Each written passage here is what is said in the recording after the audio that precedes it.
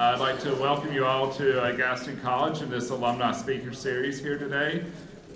This is put on by the Gaston College Foundation, and as the Executive Director of that organization, just letting you know that we are here to support the mission of Gaston College. We provide over $1 million in support each year to ensuring that success through scholarships, capital funds, endowment funds, student emergency funds, you name it, we usually pay for it.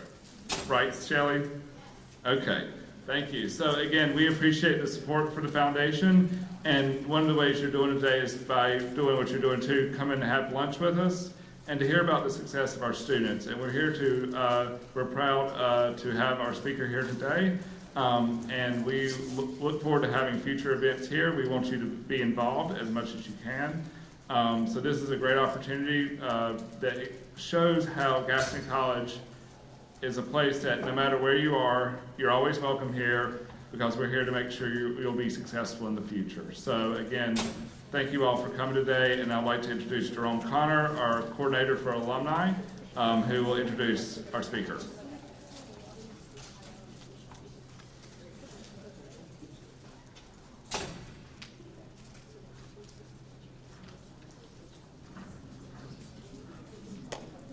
Hello, everyone. Oh man, you guys sound, it must be the food in everybody's mouth. So let's try it again. Hello, everyone. All right. So again, I am the coordinator for Alumni Events and Programming, and my name is Jerome Connor.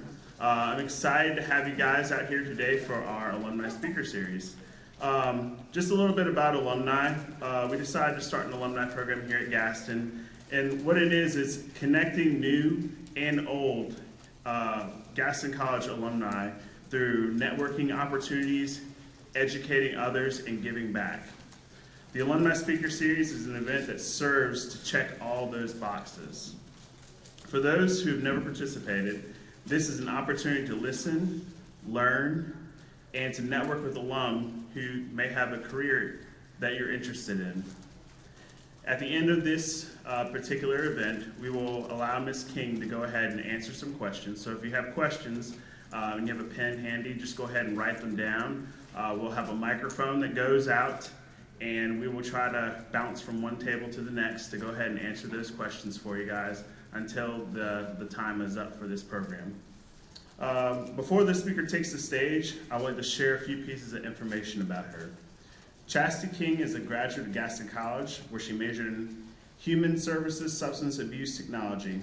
She is a certified drug and alcohol counselor and peer support specialist, as well as a public speaker who shares a testimony with the world. Ms. King wanted to step into the human services field for one reason, and that's to make a difference in people's lives, no matter how big or small they were. She says that Wendy Winstead, a late substance abuse counselor of hers, once told her, "I want to make a difference, not to be noticed, but to make a noticeable difference." Ms. King wants to live out the legacy of Ms. Winstead that she could not continue. Ms. King is the author of Septic, which you can see there's books over here for sale afterwards, which I'm sure she'll sign afterwards, which is her debut memoir that chronicles her journey through addiction, mental illness, and domestic violence, as well as how God turned her shame into glory. She also serves as the president and founder of Calling, Inc., which is an outreach ministry that is focused on helping those experiencing homelessness, incarceration, and or addiction. Please welcome to the stage Ms. Chasty King.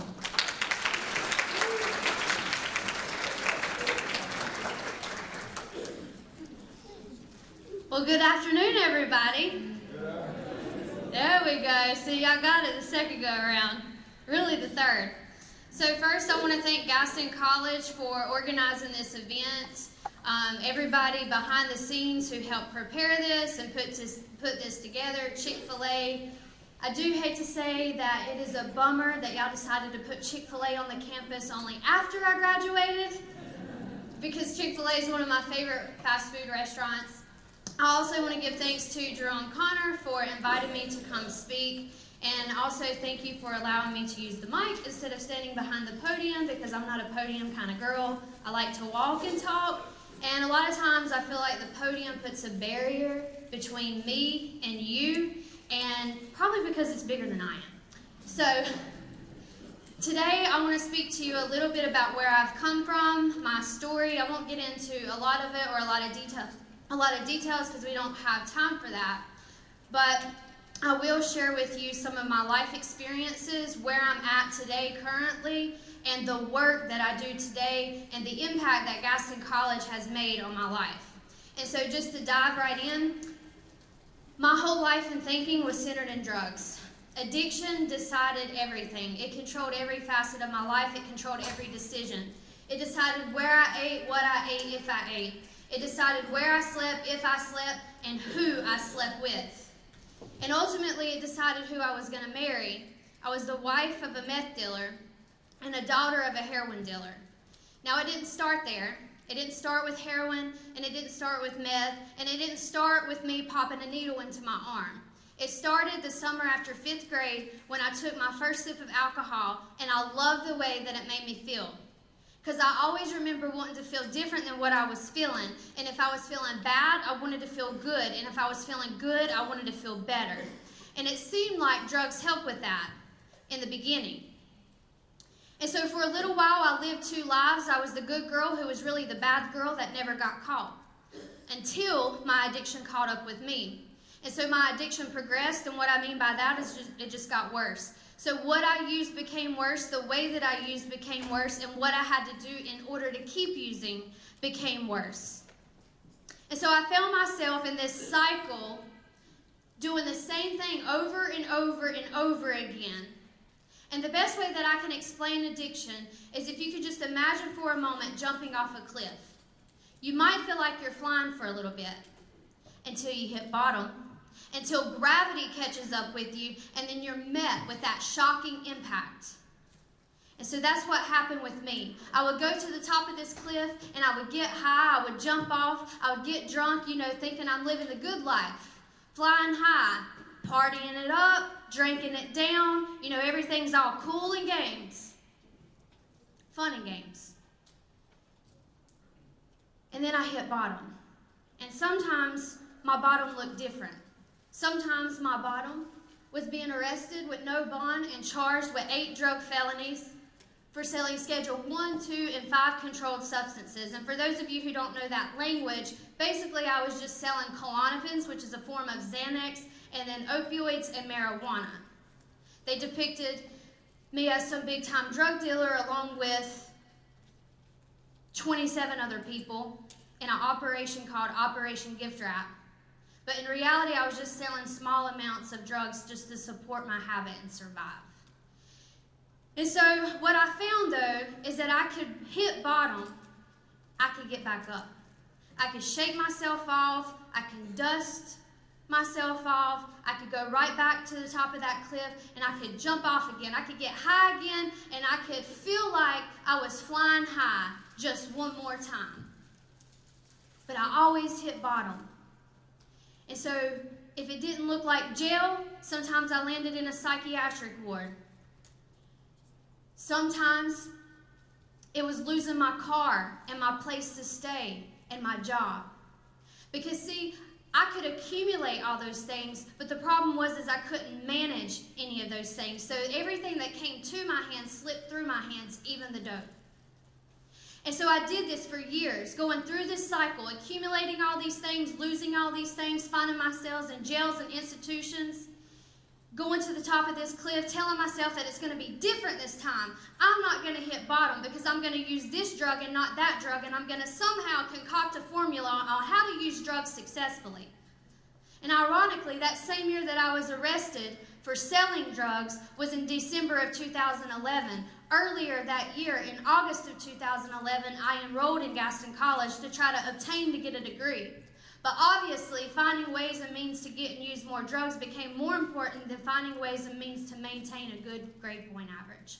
And so my GPA dropped to a 0.40, and every semester that I attempted, I failed except for one class because a teacher had mercy on me and passed me with a C. And my mugshot in that picture, I was actually wearing a Gaston College hoodie that I purchased from the bookstore from the financial aid that I received. so I did this for years, doing the same thing, thinking it was going to be different, and then other times knowing it wasn't going to be different, jumping off that cliff, knowing I was going to hit bottom, knowing I was going to lose everything, but still jumping because it's going to be worth it. That moment's worth of pleasure was going to be worth the misery that followed. Then other times, I knew it wasn't going to be worth it. I knew I was going to hit bottom, and I'd go to the top of that cliff, and I'd say, I'm not jumping, I'm not jumping, I'm not getting high again, I'm never doing this again. And I meant it with every facet of my being. I meant it when I said I was never getting high again. But here I was 3 days later, and Chasty's getting high again. Because at some point, it may be a choice the first or second or third or fourth time that you use drugs, and maybe even the 5th or 10th time. But somewhere along the lines, that choice was taken from me, and I became a slave to addiction. I became a slave to the drugs that I was using, and it wasn't a choice anymore. And so when I hit bottom for the last time, it was a little bit different. Because see, this time, I couldn't get back up as times before. This time, I couldn't shake myself off as I did every other time. And when I hit bottom, I barreled through. And when I woke up, I wondered if I could get back up from the ground that I had just barreled through. And it was that girl right there that found herself at that bottom, in a deep, deep, dark hole. Hopeless, no purpose, homeless, married to a man 26 years older than me who was my drug dealer, waking up to him saying, Chasty, we can do this the easy way or the hard way, while reaching for his belt, saying if you act like a child, you get beat like a child. So when I say I was in a deep, dark place, that girl was in a deep, dark place. And then I started experiencing things that I couldn't explain. I started hearing voices, audible voices, just as real as you coming up to me and coming into my ear, and it would whisper, devil. And so the doctors diagnosed me with schizoaffective disorder, which is a combination of schizophrenia and bipolar disorder. And so not only was I dealing with addiction and mental illness, but I was also dealing with domestic violence. And each one of those are a beast by themselves, and I had to tackle all three. And every single one of them defeated me. And I found my place. I found myself in that deep, dark place. And so at this point, I come to a place where I couldn't live with the drugs and I couldn't live without the drugs. I would go to rehabs, I would get clean, and I would be sober, but this stuff kept happening. These voices didn't go away. They would come through the TV. They would come through the music I would listen to. They would speak through people. I would look at the man I was married to, and his face would completely disfigure, and then the voice would come out of his mouth, and it would mock me, and it would laugh me, and I thought that I had crossed a threshold that I could never, ever come back from.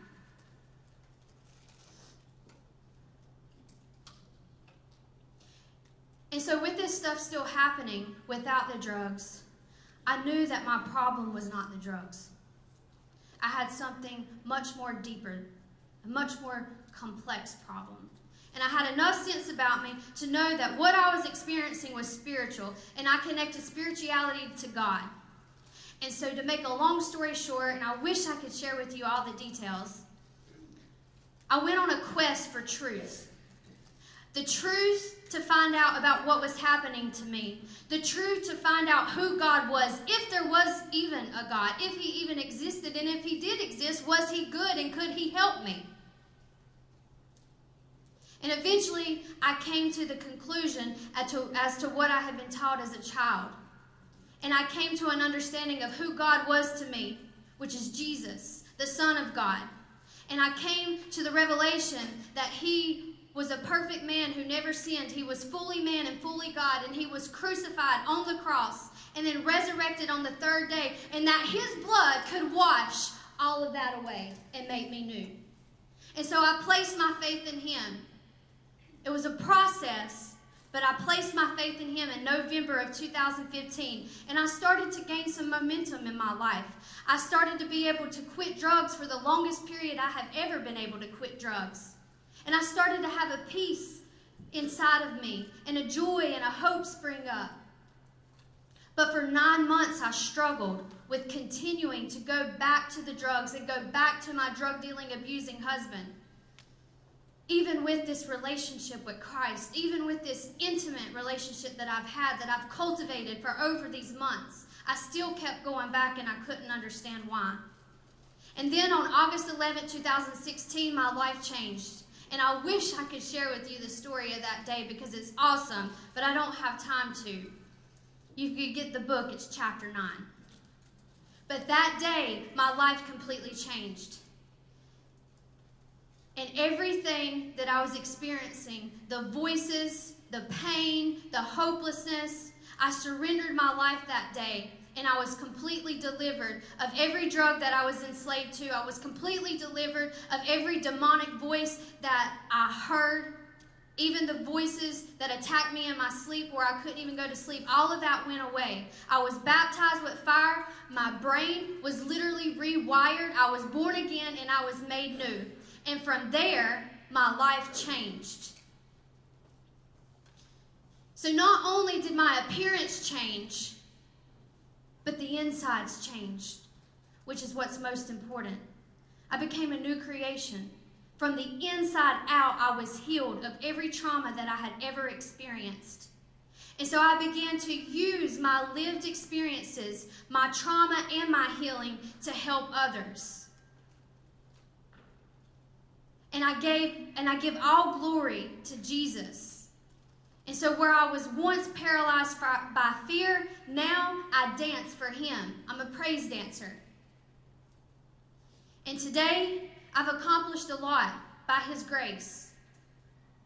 I have my certification as a peer support specialist, as Jerome read. I began a career and pursued my calling. I graduated Gaston College. I received certification as a drug and alcohol counselor. I became a homeowner after being homeless, sleeping in parks covered up with a tarp.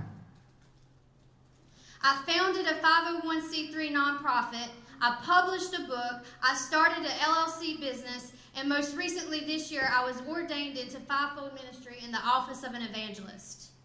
Now here's where I want to stop and tell you about the impact that Gaston College has made on my life. After I received certification as a peer support specialist, I soon enrolled in Gaston College again in 2018. And then I had an opportunity to start working for the Olive Branch Ministry, which if any of you were here for the last event, author Beth Macy, she talked about the Olive Branch Ministry and the work that they do. And I got that job, and it was connected to Gaston College because Gaston College was putting on an opioid summit, and the Chowdhuries were speaking. It's a couple whose son died of an overdose. And long story short, they wanted my contact information. And from there, we built a relationship. And so when this opportunity came for this job, I told the Chowdhuries about it, and they said, hey, I know her. I know the founder of that organization. And so they put in a word for me, and I got the job. And I started managing the Gaston County Opioid Overdose Response Team. And I started managing the Syringe Access Program, which is also known as the Needle Exchange.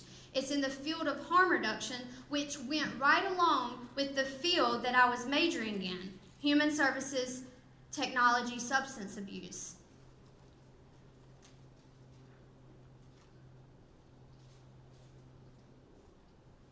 And whenever I got my certification as a drug and alcohol counselor, I had began to start transitioning into a different job.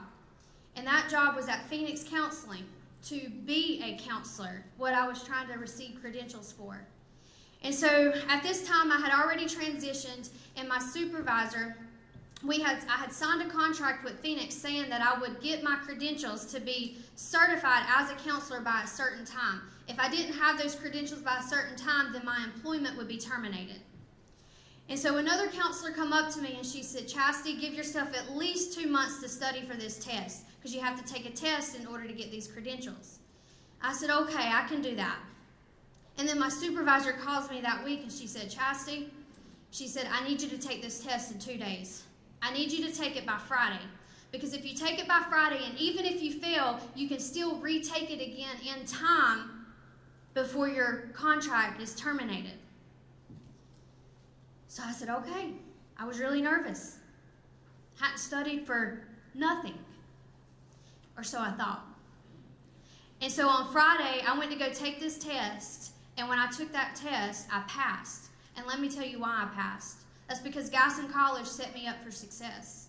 The program that I was in was designed for this very purpose. So I could receive certification as a drug and alcohol counselor. So everything that I had learned in school, all the counseling techniques, all the theories, all the education that Gaston College provided me, I started to pull out of that reservoir, and everything that was on that test was everything that I was taught in school by my teachers. And so that's why I was able to pass. And so then I got my credentials as a counselor, and I got to keep my job. And then I founded a 501c3 nonprofit. And this, my skills that I learned in school also ties into this as well. The Calling Incorporated. We're an outreach ministry based in Gaston County, but we also serve surrounding areas. Our focus is to help those struggling with addiction or experiencing homelessness and or incarceration. And sometimes that help looks different for different people. Sometimes it's literally hiking into the woods and ministering to folks, going into encampments and providing whatever they may need, whether that's food or whether that's a tent or whether that's just somebody to talk to that day. Other times it's bringing people out of those woods to tend to some of their wounds. The picture you see here on the screen, he had an abscess on his hand, and whenever we went to go pray for him, that's how he noticed it. And so then we persuaded him to come out of the woods to where our car was, where we had our medical bag. And we took care of that for him. Sometimes it looks like praying for people, as you see in the middle picture. And then sometimes it looks like taking people out of the woods, linking them to resources and or treatment, detox, and rehab programs, which you can see at the bottom. A guy named Joe, he's holding his certificate where he graduated Cornerstone Christian Center right here in Gastonia. When we first met him, he was in the woods. And sometimes it looks like, most recently, providing certified dog therapy or self-defense training classes to people diagnosed with substance use disorder. Particularly in these pictures, we were providing these services at Galen's House of Hope, which is ran by Phoenix Counseling and which is actually where I work at now. I no longer conduct group therapy providing substance abuse outpatient treatment, but I work in a recovery home that holds 8 women. And the self-defense training is a real confidence booster for some women because a lot of us have been assaulted, raped, and as you heard me talk about, experienced domestic violence. So knowing how to be able to carry ourselves and knowing how to defend ourselves is very important. And so that's something that we offer whenever we go into places like that. And then other times, helping people looks like writing somebody who's incarcerated. It looks like visiting somebody who's in jail. And sometimes it looks like providing sex offenders a place to stay.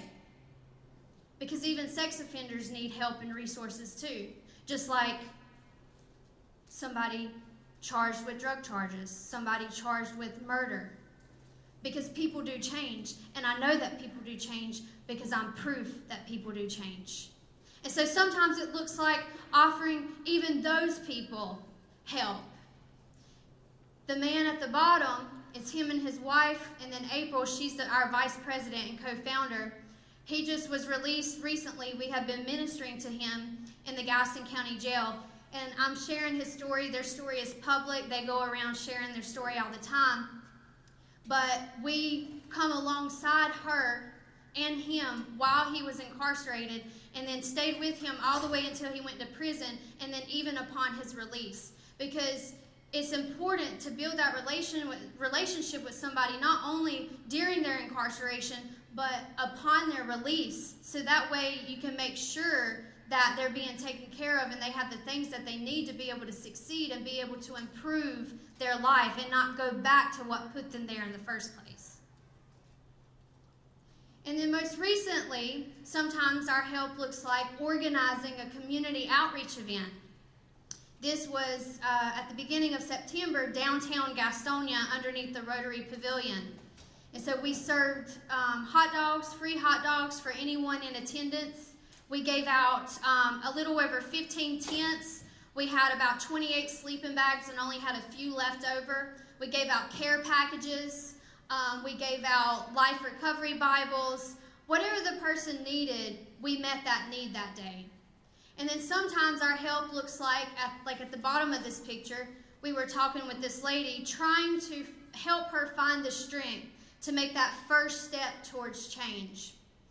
Unfortunately, she backed out at the very last minute, but the guy that she came with that day actually left the event early because he was so willing to get help and he was taken to detox. And then other times it may look like baptizing people, as you see on the bottom right corner. The man being baptized in that picture is Joe, the one who graduated Cornerstone, the one who we met out in the woods, the one who we stayed with even after he relapsed time and time and time again. But thankfully, because we stayed alongside him and because we helped lift him up whenever he was down, he will celebrate 1 year clean October 13th of this year.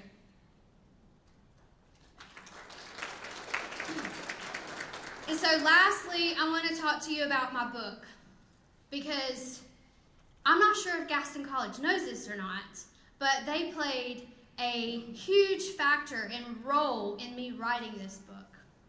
So it's Septic, being cleansed from the inside out, and a lot of people ask me, well, how long did it take you to write that? And I chuckle and I say, well, it depends on how you look at it. It's my life story, so technically my whole life. I said, but in 2018, I enrolled in Gaston College. And some of my first classes was English, and then public speaking, and then some of my counseling classes, we were given a lot of creative writing assignments. And so I decided that for every writing assignment that I received, I would write about real things. I would write about my life experiences. I would write about my trauma and how I was healed. And so whenever I did that, when we got our assignment for our English class, we had to write a narrative essay and we had to write a descriptive essay. The narrative essay, the guidelines were that you had to use dialogue. So you had to have quotation marks in there. So basically you had to tell a story. So I told a story, a true story. I told the story of August 11, 2016, whenever my life changed and I surrendered my life to God. Chapter 9. And so then with my descriptive essay, the assignment was to write something, but you had to use very descriptive and detailed, you had to use descriptive words and be very detailed whenever you write to describe something or someone. And so I decided to think outside the box, and what I chose to describe in detail and vividly was the abuse in my marriage that I experienced. So I went through every type of abuse that I experienced in my marriage, and I described with descriptive words and in vivid detail. And then with my public speaking classes, we had speeches we had to do, and we had time limits, and we had to transcribe our speeches. And so again, I wrote about those same things. I wrote about my true stories of my real life. And then what I did with those is I took every assignment and I created a website. And then I created a blog. And so I took every writing assignment that I had and I turned it into a blog post on my website. And then in 2019, when I sat down at my laptop and I started writing in a tangible form, chapters started emerging for this book. And I started pulling from those blog posts that were originally my school assignments.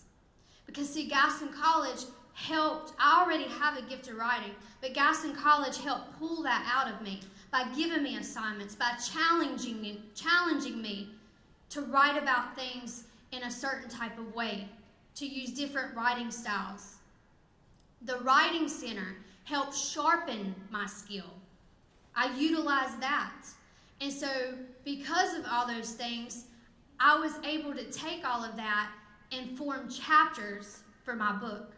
And so I give a big thanks to Gaston College because they played a huge role in writing this big thing.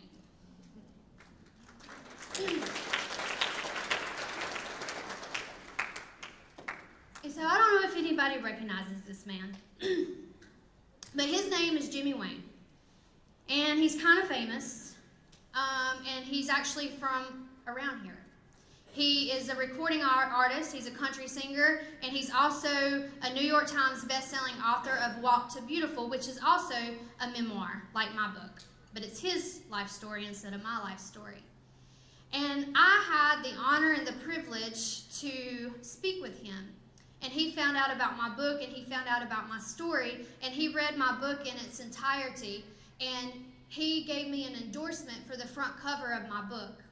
And he says, Chasty's heartbreaking story of struggling with addiction is proof that God always has a plan and purpose for each person. He can completely turn a life around, and absolutely no one is a lost cause. I want to say that again. Absolutely no one is a lost cause. There is not one person in here today that has not been affected by addiction, whether it's directly or indirectly. I bet if I asked you to raise your hand, if you or someone you know has struggled with addiction, every hand in here would raise up. So I want to encourage you today that if you yourself are struggling with addiction, or if you have a family member, if you have a mother, a father, a brother, a sister, an uncle, or whoever, they are not a lost cause. There is hope. As long as they still have breath in their lungs, they have hope, and you have hope. And I'll leave you with this quote. It says, just know it is not how you start the race, but how you choose to finish. I want to give you a little bit of background behind this quote. So when I enrolled in Gaston College in 2011 and I failed miserably while I was receiving financial aid, that caught up with me when I re-enrolled in 2018.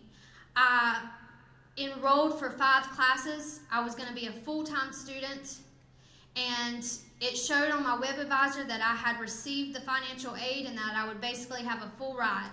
Yes. And then a week before tuition was due and classes were about to start, I received a letter in the mail telling me that I was permanently disqualified from ever receiving financial aid again. And the reason being is because whenever I received it the first time and the second time and however many times, I blew my grades. I flunked every semester that I attempted. And because I didn't keep up with the academic expectations, they decided, hey, we're not giving you any more money. Talk about bummer, because I sure didn't have the money to pay for my tuition.